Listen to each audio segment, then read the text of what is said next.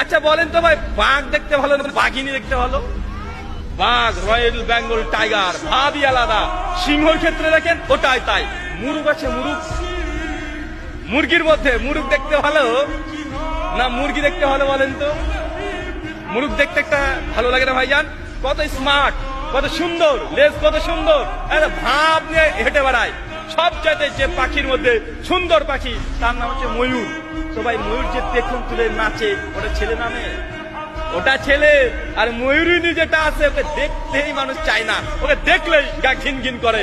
আরে গোটা সৃষ্টি জগতে আল্লাহ সুবহানাহু ওয়া তাআলা যত প্রাণী সৃষ্টি করেছে সবগুলো পুরুষ সুন্দর, কিন্তু মানুষের বাচ্চা, মানুষ তুমি বুঝলে না, ওর মেয়ের পিছনে ছুটে বেড়ায়।